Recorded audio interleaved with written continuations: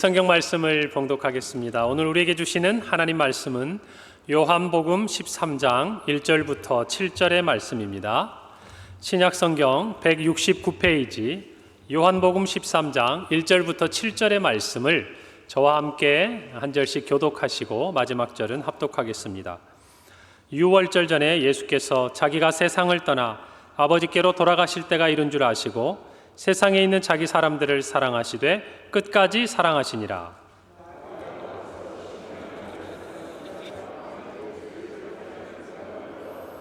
저녁 먹는 중 예수는 아버지께서 모든 것을 자기 손에 맡기신 것과 또 자기가 하나님께로부터 오셨다가 하나님께로 돌아가실 것을 아시고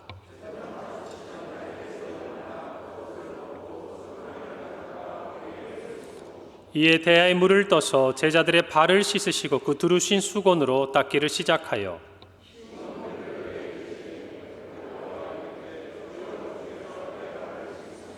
다 함께 읽습니다. 예수께서 대답하여 이르시되 내가 하는 것을 내가 지금은 알지 못하나 이후에는 알리라. 아멘. 할렐루야. 한 주간 평안하셨어요? 우리 옆에 분들 보면서 인사 한번 하십시다. 예배드리니 기쁨입니다. 그래요. 이렇게 함께 예배드릴 수 있는 것 참 기쁨이죠. 불과 얼마 전까지만 해도 참 우리가 한 자리에 모일 수도 없었어요. 그리고 각자의 상황에 따라서 몸이 아프시거나 또 여러 가지 상황으로 이 자리에 못 오셨다가 이렇게 예배의 자리에 나와서 함께 하는 것이 얼마나 큰 기쁨인지 아마 그때 그 한 분 한 분의 마음속에는 그런 생각들이 있을 것입니다. 또 지난 시간 우리 김종식 집사님 아버님의 그 믿음의 삶을 또 하나님께 이렇게 함께 보내드리고 또 이 자리에 오신 우리 김용호 집사님 마음에도 이 예배가 아마 특별한 시간이 될 것 같습니다. 우리의 마음속에 특별히 5월 가정의 달을 지나가면서 올해는 좀 제가 생각해도 언제 이런 일이 있었나 기억이 좀 가물가물한데요.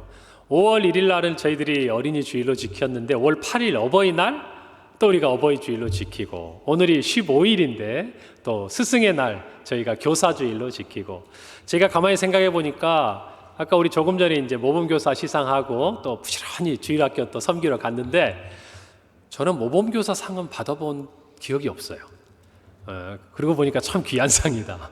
스승의 날, 스승의 주일, 교사 주일에 또 모범교사 받고 아무튼 함께 나와서 교사로 귀하게 섬기시면서 또 그 교사 모든 주일학교 부서의 교사들을 대표해서 우리 상을 받으신 모든 분들 뿐만 아니라 우리 교사로 섬기시는 모든 분들에게 하나님의 은혜가 충만하기를 바랍니다. 특별히 이렇게 8일, 15일을 지나가면서 제가 말씀을 묵상하고 또 지나오며 이런 생각이 들었어요. 어버이날에 내가 찾아갈 수 있는, 만나뵐 수 있는 내 부모님이 계시는 것이 참 좋은 일이다. 그렇죠? 또 이런 스승의 날에 참 내 인생의 어떤 가르침에 감사해서 연락을 한 번이라도 드리거나 또는 뵙고 뭔가 마음을 함께 감사하게 전할 수 있는 그분이 또 함께 계시다는 것도 참 감사한 일이다. 여러분 그래서 이번 한 주간 한번 곰곰하게 생각해 보시고 내 인생에 그래도 가르침을 주신 귀한 분들 지금까지 연락 안 하고 오랫동안 있었어도 여러분들이 찾아가시고 감사하다고 전화 한 통화라도 하시면 좋을 것 같아요. 저도 그럴 생각입니다. 그래요. 제가 신방할 때 우리 어린 자녀들을 만나면요 이런 기도를 꼭 해줍니다. 신생아도 예외는 없어요. 아이 분만하시래. 지금은 들어가기가 어려워졌지만 제가 이렇게 산후조리원 가서 이제 막 태어난 아이를 품에 안고 제가 이런 기도를 꼭 해줘요. 뭐라고 기도해 주냐면 하나님 아버지 이렇게 좋은 믿음의 부모를 만나게 해주셔서 감사합니다. 그리고 나서 이 아이의 평생에 좋은 목자를 만나게 해주시고 이게 첫 번째예요. 영혼의 목자, 하나님의 말씀에 정말 가르침과 먹임을 주는 그 목자를 만나는 것이 복이다. 두 번째가 좋은 스승을 만나게 해주시고 세 번째가 좋은 친구를 만나게 해주시고 네 번째가 좋은 배우자를 만나게 해주시고 다섯 번째 좋은 자녀를 허락해 주시고 여섯 번째 좋은 동역자를 조력자를 만나게 해주시고 마지막으로 좋은 조력자를 만나게 해달라. 이게 동역자와 조력자는 좀 달라요. 우리 아이들이 인생에 살아가다가 하나님이 그를 통해서 도우시는 그 손길을 베푸는 사람들이 있어요. 그 만남이 참 귀하더라고요. 제가 사역하면 보니까. 그리고 이 아이가 장성해서 뭔가 하나님을 향해서 세상을 향해서 꿈을 꾸고 나아갈 때 함께 마음을 같이 해서 일할 수 있는 동역자를 만나는 것도 엄청난 복인 거예요. 제가 평강교회 담임 목사로 있지만 우리 귀한 교역자들, 우리 부교역자들을 동역자로 만나는 복이 없으면 제가 얼마나 힘들고 팍팍하겠습니까? 그죠? 마찬가지예요.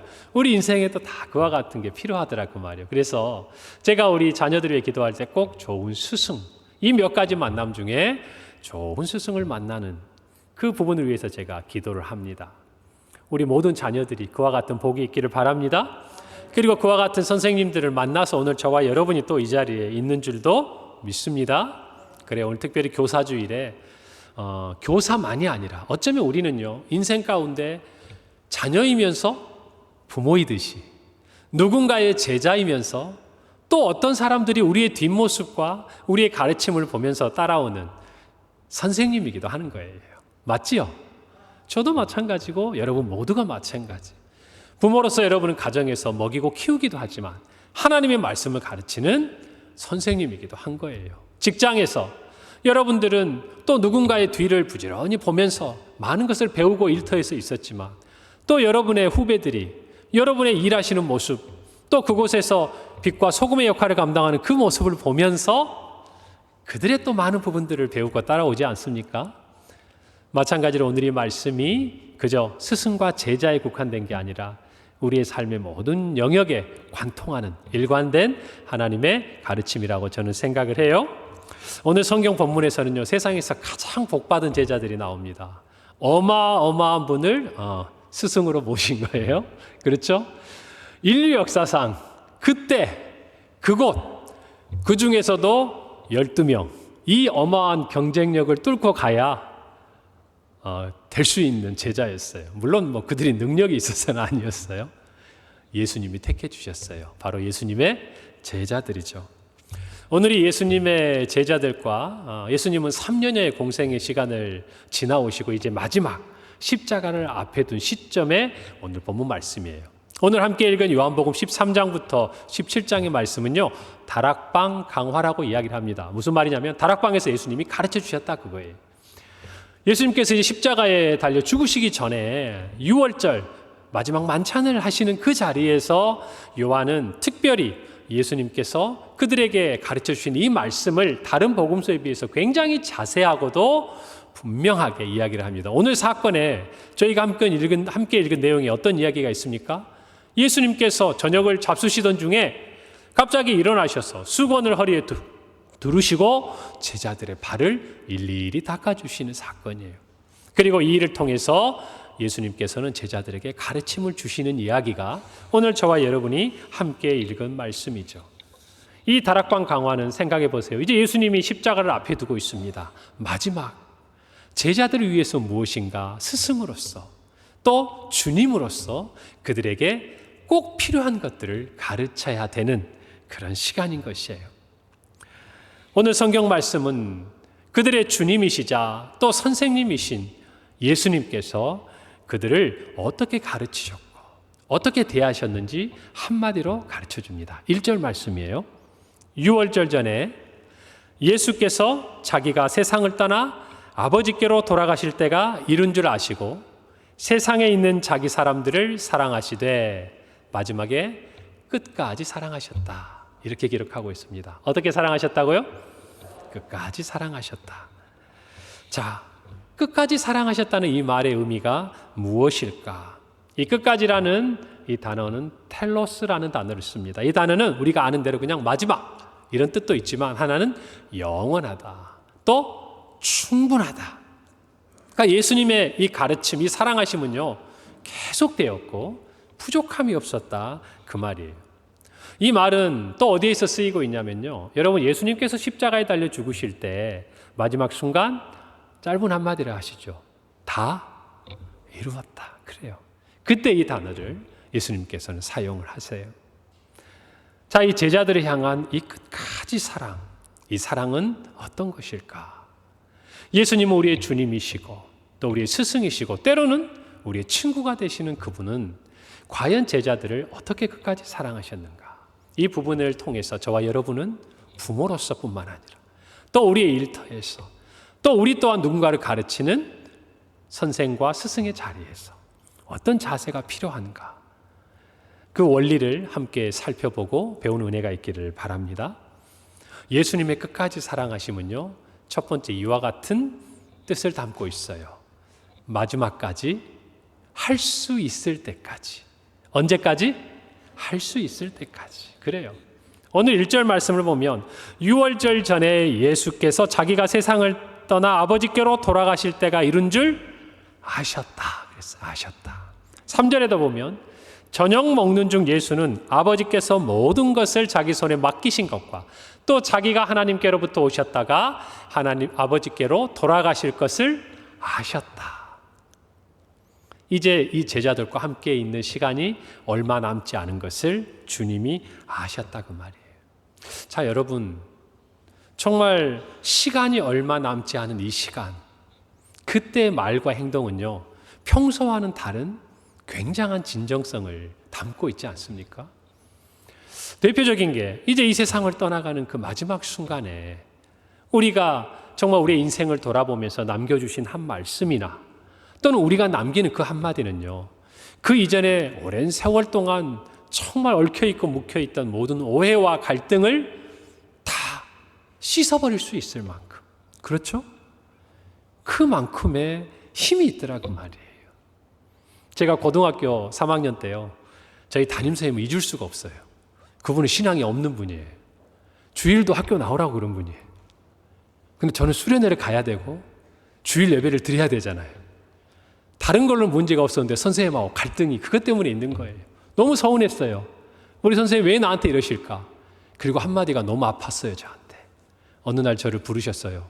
여름 수양회를 가겠다고 고집을 부렸거든요. 우리 반에서 저 혼자 했어요. 질서가 무너지는 것을 선생님이 별로 기뻐하지 않고 고3 그 반 담임만 계속 하신 선생님이었어요. 집도 관사였어요, 학교. 스스로 들어와서 하셨어요. 사명감이 대단한 선생님이었어요. 근데 그 선생님이 저한테 이 말씀 하셨어요. 내가 우리 반에서 제일 미워하는 애가 누군 줄 아냐? 누굴까요? 저 앉혀두고 저 혼자 둘이 교무실에서 밤에 이야기하는데 저는 수련회 가겠다고 고집 부르고 안 된다고 그러고. 그래도 저는 속으로 설마 나는 아니겠지. 근데 저라는 거예요. 이 말이 얼마나 상처가 됐는지 몰라요. 그러나 선생님은 믿음이 없기에 제가 기도하고 수련회를 다녀왔어요. 근데 그 뒤로 선생님이 아무튼 공부하는 모든 내내 또 주일에 예배를 드리고 오는 모든 시간 내내 제가 몇 시에 오는지 늘 뒷자리에서 체크를 하시는 거예요. 제가 너무 서운했는데 졸업하고 나서 제가 이제 친구들을 데리고 선생님 그 관사 집으로 찾아갔습니다. 또 제가 그런 건 좋아해요. 왜요? 물어보고 싶은 게 있었거든요. 선생님, 도대체 왜 그러셨습니까? 저 갈 줄 아셨잖아요. 알았지, 그러시더라. 근데 왜 그러셨어요? 야, 이놈아, 그래도 내가 너한테 그렇게 했으니까 네가 책 한 자리라도 더 받지 않냐? 야, 근데요, 그 선생님의 졸업하고 나서의 그 마지막 한 말씀을 듣는 순간 제가 그 1년 동안 선생님을 향해 가졌던 모든 서운한 마음, 내가 우리 반에서 제일 미워하는 게 누군 줄 아냐? 이 말이 저라는 그게요, 눈 녹듯이 사라지더라고요. 이제 그 마지막이라는, 이제 선생님과 더 이상 함께 할 수 없다는 그 순간에 선생님을 찾아갔을 때 해주신 그 말은 진심이었거든요. 아마 그때 선생님이 저를 설득하기 위해서 그렇게 얘기했으면 제가 그걸 안 믿었을지도 몰라요. 그런데 다 끝난 다음에 그렇게 얘기하시니까 너무 감사하더라고요. 그래서 그 다음에도 가고 그 다음에도 가고. 여러분, 그래요. 예수님께서 마지막 순간에 제자들을 향해 가르치시는 이 가르치심은 제자들 평생에 간직되는 거예요. 근데 그때 뭐 하신 거예요, 지금? 발을 씻겨주신 거예요, 발을. 제자들의 평생의 그 시간, 그 장소, 그 분위기, 그 예수님의 모습, 그 당황스러움과 그 예수님의 말씀을 잊을 수가 없는 것이죠. 예수님은 그때를 놓치지 않으셨어요. 할 수 있을 때까지. 예수님에게 허락된 그 마지막 시간까지를 자신이 아닌 제자들을 위해 쓰셨어요. 여러분, 그것이 어쩌면 이 세상을 살아가면서 누군가에게 예수 그리스도를 가르치고 말씀을 가르치고 우리가 배우고 확신한 그것들을 전해야 하는 저와 여러분에게 필요한 모습이 아닐까 생각합니다. 끝까지 사랑하십시오. 끝까지 사랑하세요. 이거 정말 중요한 거더라고요. 제가 보니까. 할 수 있는 한 참으세요. 우리 아이들에게 가르칠 때도 이런 어려움이 있어요. 얘들이 잘 뭔가를 약속을 하면 지켜주면 좋은데 좀 지키다 안 지키잖아요. 엄마가 화내지 않기로 해요. 아빠도 참아주기로 해요. 1번 참았어요. 3번 참았어요. 5번 참으면 어떻게 됩니까? 우리 이덕기 장로님은 그래도 참으실 것 같은데. 자, 폭발하죠. 그러면 어떤 문제가 생기냐면요. 지금까지 5번 참은 게 아무짝에 쓸모가 없는 거예요. 부모 입장에서는 내가 5번이나 얼마나 힘들게 참았는 줄 아니라고 이야기하지만 아이 입장에서는 그래. 처음부터 진심이 아니었던 거야. 이제 그 아이의 마음을 바꾸려면요. 7번까지 참아줘야 돼요. 여러분, 우리가 할 수 있는 한 사랑이란 것은 끝까지 하는 거예요. 마지막까지. 내가 곁에 있는 그 순간까지 저와 여러분 그렇게 사랑하는 우리 모두가 되기를 바랍니다. 예수님은 그렇게 제자들에게 그 마지막 시간까지 사랑을 가르치고 계시는 것이에요. 겸손해야 된다는 것. 너희들 스스로 높아지는 것이 아니라 낮아져야 된다는 이 놀라운 가르침, 그 가르침을 주고 계시는 것이죠. 요한은 그런 예수님에 대해서 하고 싶은 말이 있었던 것 같아요. 오늘 성경에 보면 예수님께서 옷을 벗으셔야 되죠. 겉옷을 씻어줘야 되니까 4절에 기록되어 있고요. 12절에 보면 다시 이제 그 옷을 입으셨다라는 기록이 있어요. 그런데 우리가 보통 단어를 사용할 때 옷을 벗고 입다라는 이 단어를 쓴 게 아니에요. 어떤 단어를 썼냐면 옷을 벗는다는 것은 한켠에 제쳐두다라는 단어를 썼고요. 옷을 입는다는 표현은 취한다라는 표현을 썼어요. 근데 이 말이 정확하게 요한에 의해서 다시 쓰여진 구절이 있습니다. 그 구절이 어디냐면 요한복음 10장 17절이에요. 뭐라고 기록되어 있죠? 내가 내 목숨을 버리는 것은 이게 뭐냐면 옷을 벗는다라는 단어하고 똑같은 거예요. 그것을 내가 다시 얻기 위함이니 이건 무슨 단어가 똑같을까요? 옷을 입었다. 결국 예수님께서 자신의 생명을 버리시고 부활하셔서 승리하시는 그 모든 날 동안 제자들을 향해 끝까지 그들을 가르치셨던 그 예수님의 마지막 모습을 요한은 이야기하고 싶었던 거예요. 예수님이 옷을 벗으시고 다시 입으시기까지 그들에게 가르쳐 주셨던 그 섬김은 예수님이 십자가에서 죽으시고 다시 부활하셔서 승리하시는 그 모든 시간까지 제자들에게 기억되는 거예요. 사랑하는 성도 여러분, 우리는 이와 같이 하나님의 말씀을 가르치는 일, 또 주일학교에서 교사이든 가정에서 부모이든 우리가 하나님의 이 말씀을 가르치는 이 일을 결코 중단해서는 안 돼요. 포기해서는 안 돼요. 우리의 마지막까지 우리의 자녀들에게, 우리의 다음 세대에게 분명한 것을 가르쳐야 해요. 우리의 말이든 우리의 모습이든요. 여러분, 워너 메이커라는 사람을 아시죠? 언젠가 제가 이 자리에서 말씀을 드렸을 거예요. 그는요 30대에 우리가 지금 알고 있는 백화점이라는 이 시스템을 만들어서 어마어마하게 부자가 된 사람이었어요. 한편으로 그는 놀라운 신앙의 사람이었죠. 우리는 그가 한 놀라운 많은 일들을 알아요. YMCA를 만들고 그 모든 일에 재정적인 후원을 하고 그것들이 온 세계 방방곳곳에 퍼지도록 모든 일에 이 워너 메이커가 관여를 했어요. 그는 그 국가의 최신부 장관까지 한 사람이에요. 그런데 그가 정말 평생에 사랑했던 자신의 직분이 있었어요. 그게 뭐냐면 주일학교 교사였어요.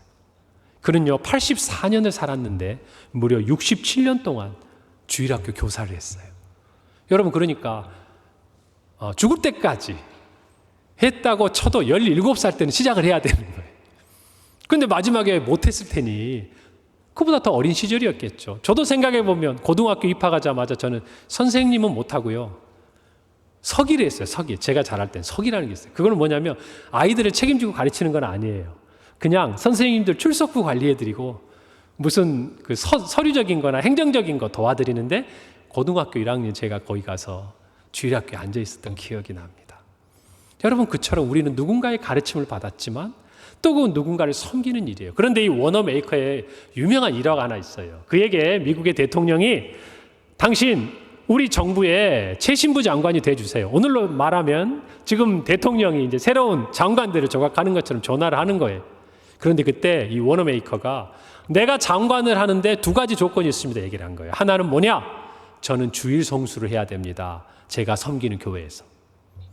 둘째는 뭐냐? 내가 섬기는 교회에서 주일학교 교사를 해야 됩니다. 이 2가지가 약속이 되면 저는 장관직을 수락하겠습니다. 너무 멋지지 않아요? 여러분, 그런데 옆에 듣고 있던 기자가 이야기합니다. 조금 불편한 거예요. 아니 선생님에게는 이 나라의 장관직보다 주일학교 교사가 더 중요합니까?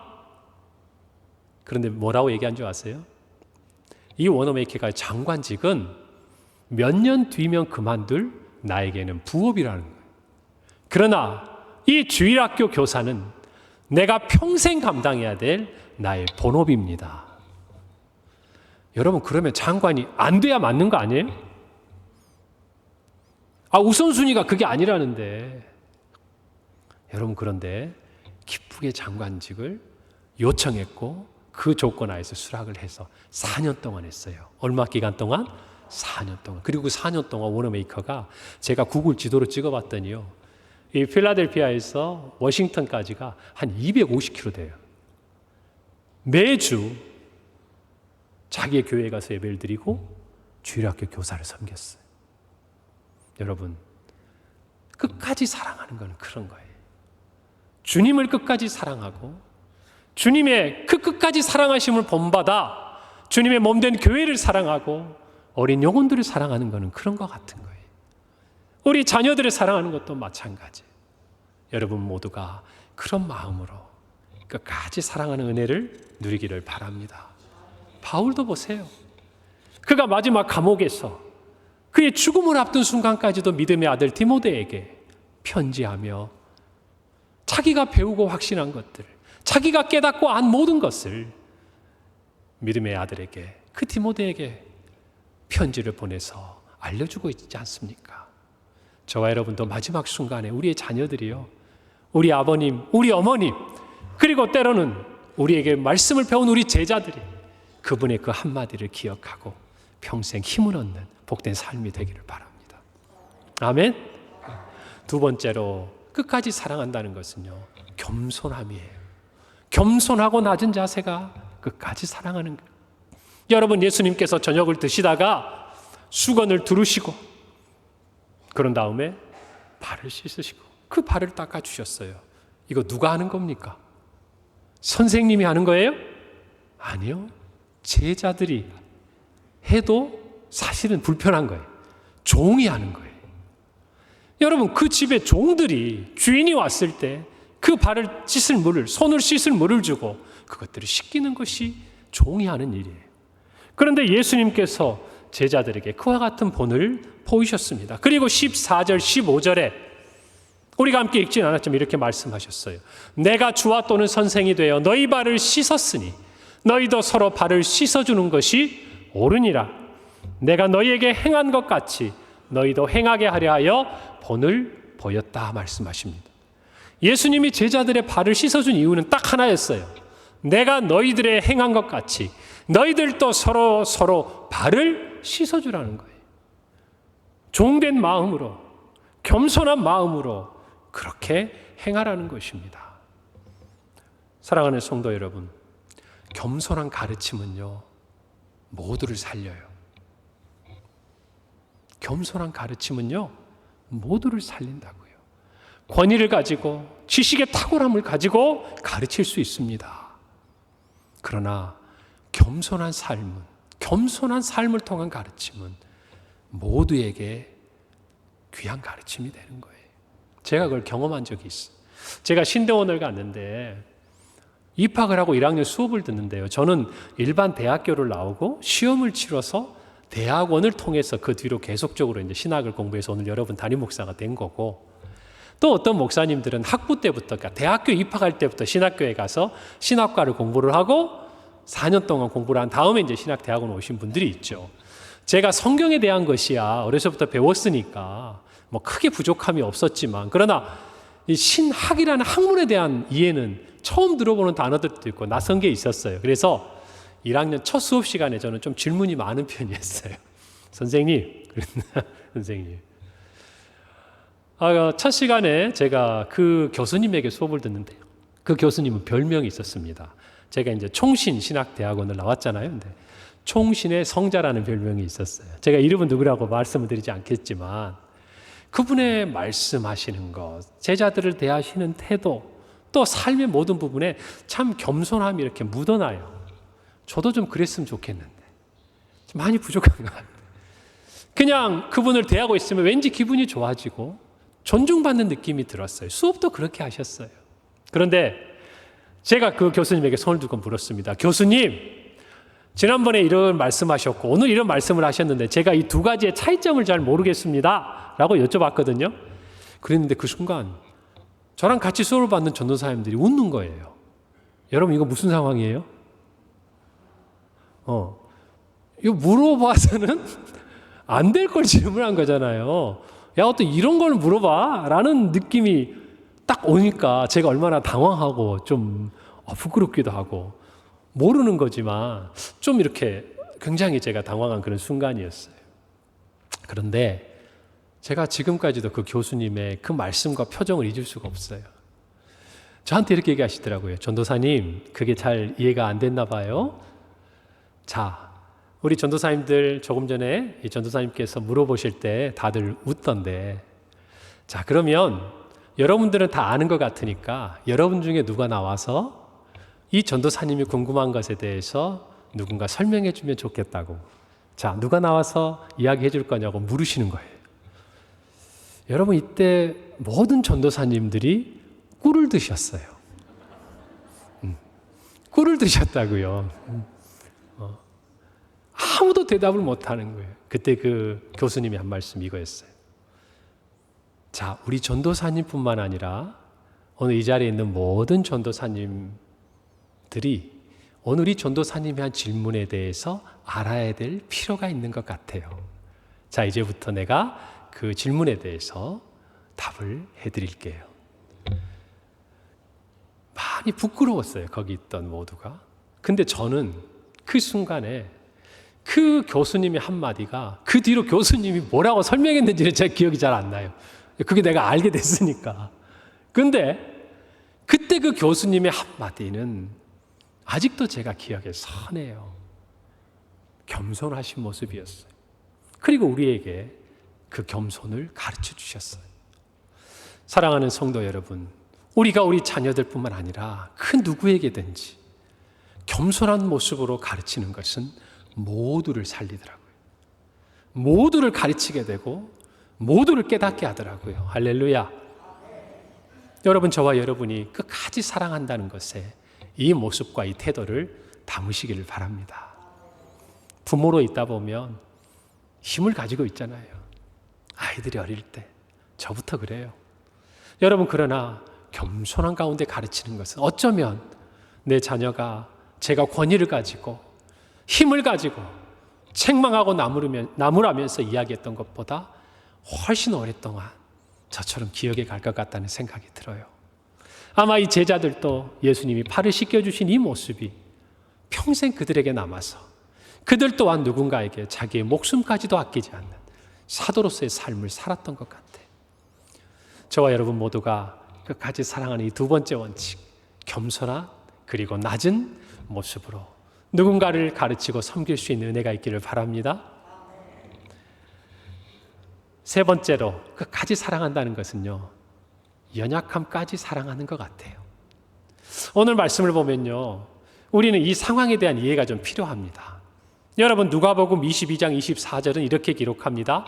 그들 사이에 그중 누가 크냐 하는 다툼이 났다. 여기서 그들은 누굴까요? 지금 예수님이 발을 씻어주고 있는 제자들이에요.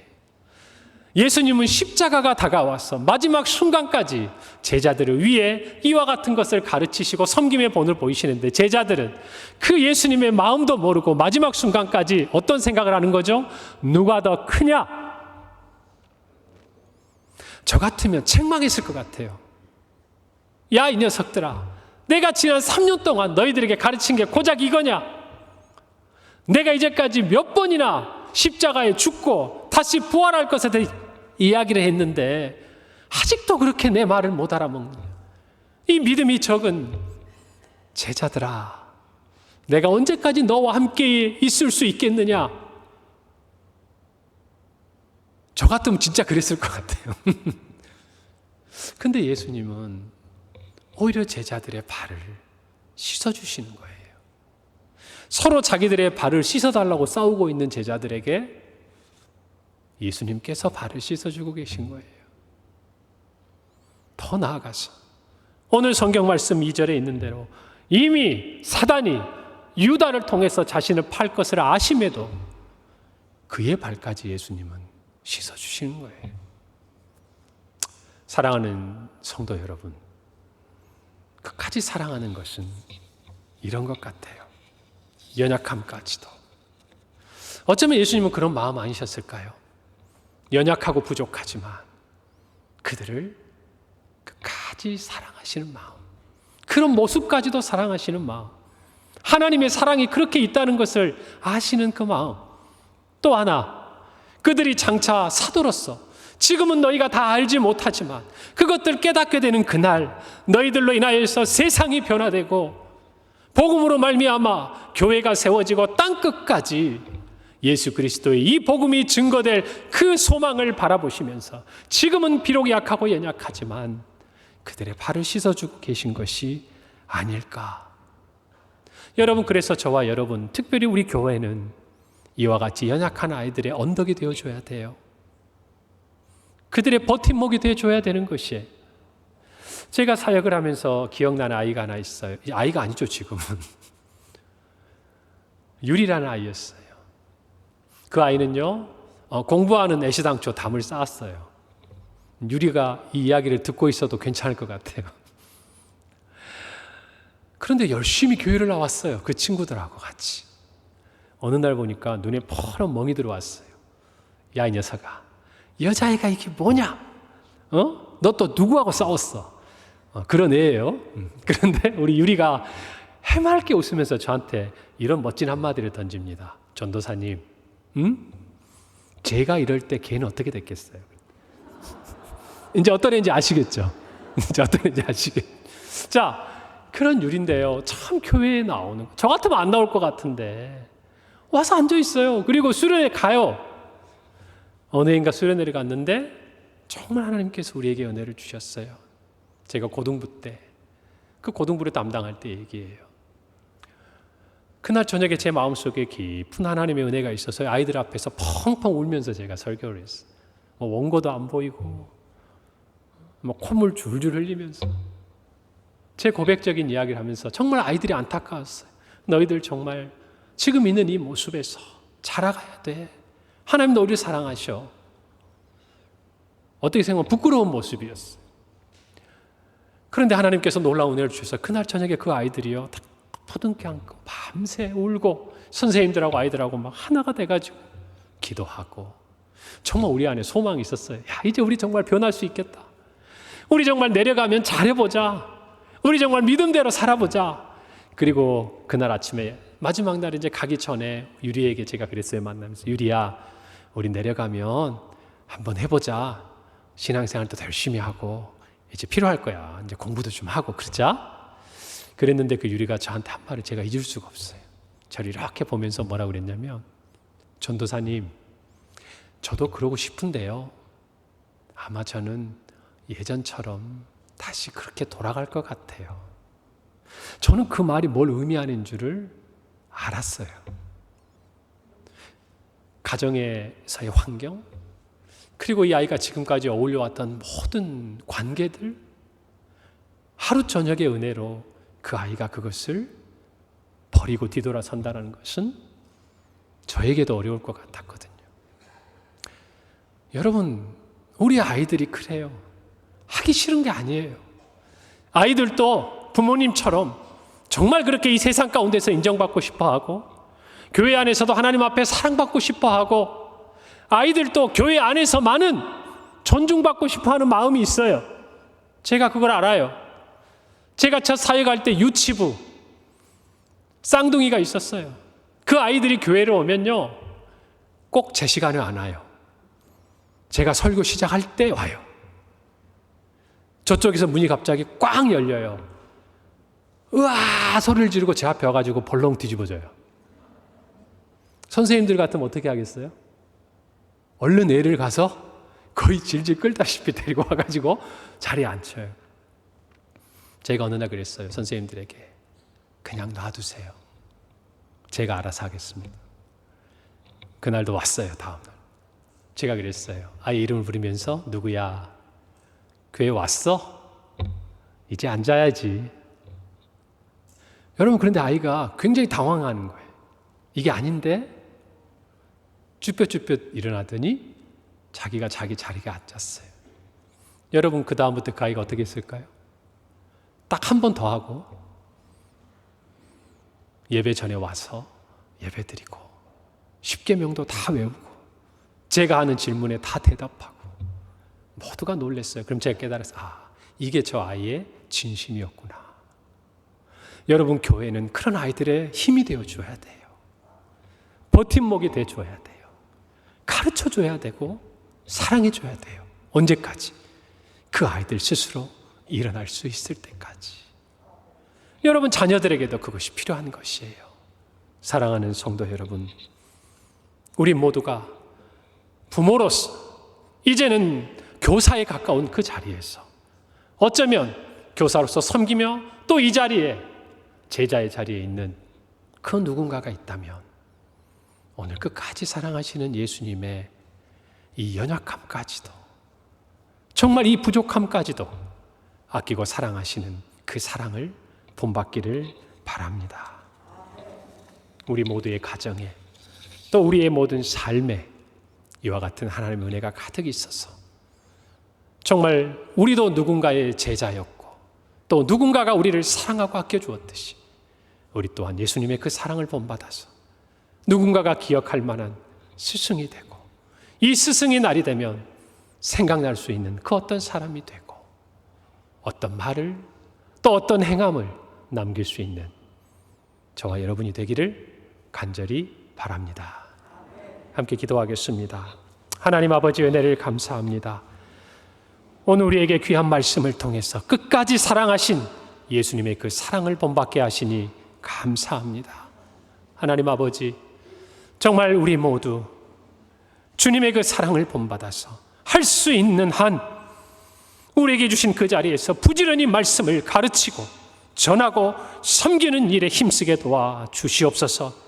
아버지 하나님, 겸손한 마음으로 정말 우리 앞에 있는 그 누군가의 연약함까지도 사랑할 줄 아는 우리 모두가 되게 하여 주시옵소서. 우리의 자녀들에게 그런 부모, 우리의 일터에서는 그런 상사, 우리 교회에서는 그런 교사가 되게 하옵소서.